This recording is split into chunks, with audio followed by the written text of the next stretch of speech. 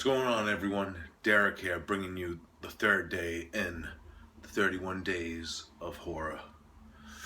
Today I got something a little different for you. I had a little Peter Jackson up in that for you for the first 2 days. Now I got a new film that came out recently by IFC and Scream Factory. It's a psychological horror film, and it's directed by John McNaughton. If you don't know who he is, he's a most famous film probably would be Henry, Portrait of a Serial Killer. And this is his first film in like 15 years. I believe that's what it says. Yeah, 15 years. And it goes by the title of The Harvest. It stars Michael Shannon and Samantha Morton. There are two actors that I've seen in all types of genres and films during the course of my life. Samantha Morton I recognize from Minority Report and Control, where she played Ian Curtis's wife. That's a really good role, and that's an awesome movie, and I'm a big Joy Division fan anyways, so I recognize her from that film. Michael Shannon's just in everything. Boardwalk Empire, he played Zod in Man of Steel. Yeah, he's just a great actor with great features in his face and distinctive look, and he always does a good job, in my opinion, of all the films I've seen him in, with his characters and his acting. Now, the main plot of this one, we're introduced to our for main character. Her name's Marianne. She's like a teenager. She's going to live with her grandparents. She was orphaned. Her parents unfortunately passed away. So she's in a new town and going to a new school, and very sad because she lost her parents, obviously. She walks around in the woods near her house one day, and she sees this other house, and she meets this kid named Andy. He's bedridden. He's in a wheelchair. He's very sick, it seems, and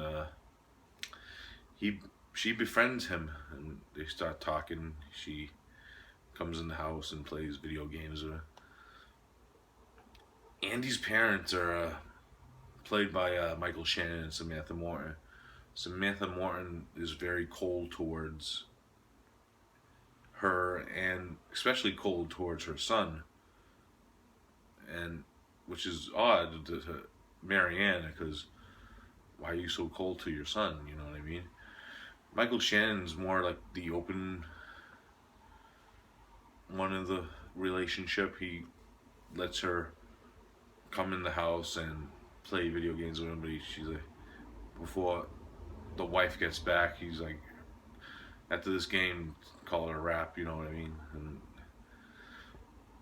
so basically, after a while, Samantha Morton's character becomes very hostile to Andy and Marianne, and tells Marianne's grandparents that she doesn't want her to visit her son anymore. And so Marianne's pretty much, and then something happens in the plot which drives the whole story in a different direction, and Marianne is trying to figure out what is going on and try to save Andy before it's too late. That's pretty much the plot of the film. I'm not going to go into any more because this is a very spoil heavy film. It has, after you find out a certain part of the film, you'll know what's going to happen, and it goes in directions and stuff like that. So I'm not going to go way heavily into the plot. That's just the gist of what's going on in the film. Now, my thoughts on it. It's a very slow moving film, but I'm intrigued with like the characters. Like the relationship between Andy and Marianne is really genuine, because I have friends like that in my life and stuff, and it really shows like they were really true friends and stuff, and she just wanted to help him, and it's really heartwelting, and stuff. The girl who plays Marianne, what's her name? Natasha Callis. She does a really amazing job in this film.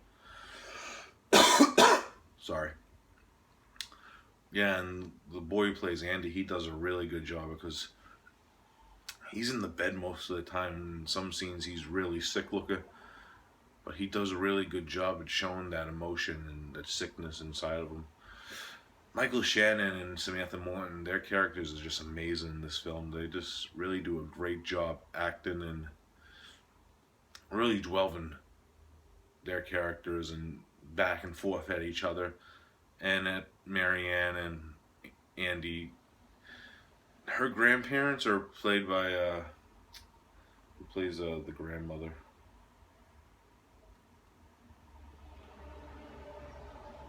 Yeah, it doesn't say, but